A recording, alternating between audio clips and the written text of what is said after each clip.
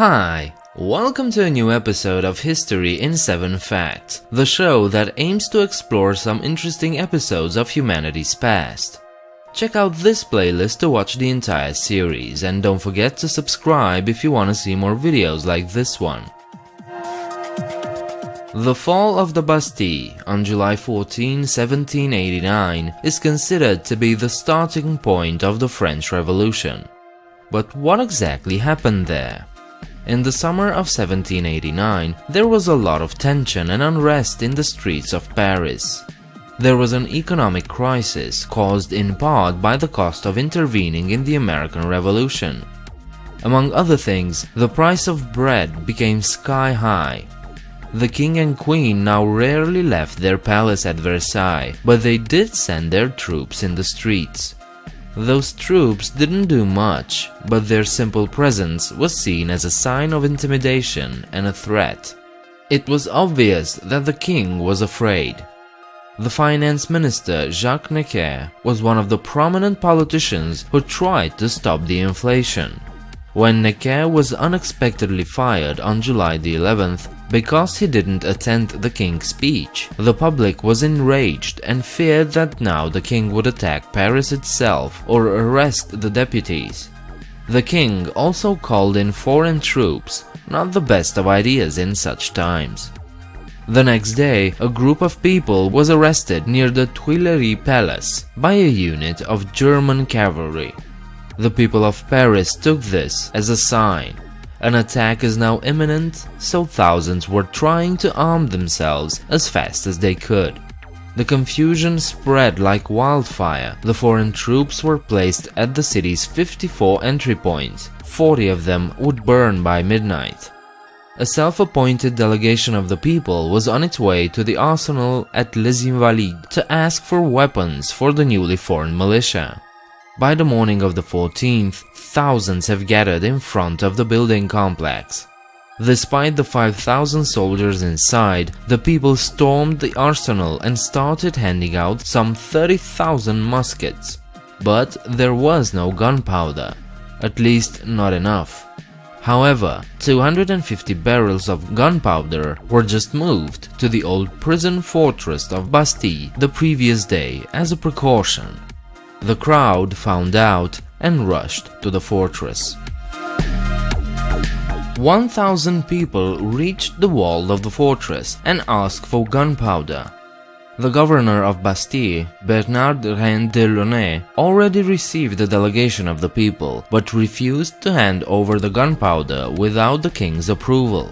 The people didn't accept this and managed to cut the ropes of the first bridge, thus storming the fortress. At this point, the governor gave the order to open fire.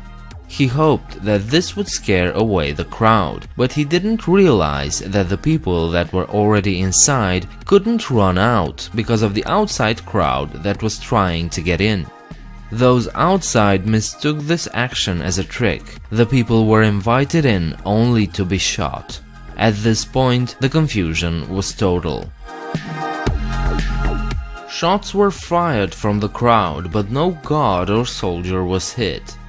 2 cannons were brought by deserting soldiers, supporters of the Republican ideal. When the governor heard the cannons, he threatened that he would blow up the entire fortress if his soldiers wouldn't be allowed to leave. But the time for negotiations was over. While the people were preparing to blow up the second bridge, it was voluntarily lowered by the guards. The crowd rushed in and disarmed the frightened guards. During the assault, 83 civilians were killed, plus 3 guards. The governor was captured, beaten, and taken to the city hall. While his captors were debating how they would execute him, Delaunay shouted out, "Just let me die!" Almost instantly, his request was granted. His captors jumped at him with their knives, bayonets, and swords. He was thrown in a ditch and shot. His head was cut off, placed on a pitchfork, and carried around the streets. At this point, King Louis XVI ordered his troops to retreat from the city. This is pretty much what happened on July 14, 1789. It was basically a misunderstanding and a lot of bad calls. It was a day of violence and a lot of useless bloodshed. But today, this day is celebrated as Bastille Day, the symbol of liberty and equality. The fortress became the symbol of the tyrannic monarchy, the place where the king's prisoners were being tortured. It became so big of a symbol that it's even regarded as the first European example of a nation asking for its right to self-determination. In paintings of the time, the fortress was presented as a huge, frightening monolithic structure, but that was just propaganda. The fortress was nothing special and its walls were no higher than 21 meters. Most of the propaganda and the subsequent fame that followed came from the journal Révolution de Paris. It contained a lot of fantastic stories about men, women and children who stormed the prison and set free the king's prisoners. The purpose was to glorify the event and galvanize the people, and it worked. The writings of the time told of naked prisoners left to rot in the deep, cold and dark cells of Bastille. But in reality, conditions were not exactly as bad. Most prisons had the necessary furniture and prisoners were allowed to bring in some of their belongings. Alcohol and tobacco were allowed, and those who could afford it could buy lavish meals. At the time of the assault, the prisoners were in no way political martyrs. In fact, there were only 7 inmates at the time. 4 forgers, who by the way were again arrested on the same day, 2 lunatics, and the Count de Solage, who was convicted for incest. Not exactly the greatest opponents of the monarchy. The reports on the state of the prisoners were mostly exaggerated. Bastille was in no way a great place to be, but at the time it presented no reason to be liberated. It was not at all a bastion of oppression and was no longer in use as a political prison. Besides, the keys to the cells were first shown off in the streets before someone thought to free the prisoners. The assault of the Bastille was glorified for the sake of the revolution, a popular revolt that conquered and destroyed the king's fortress.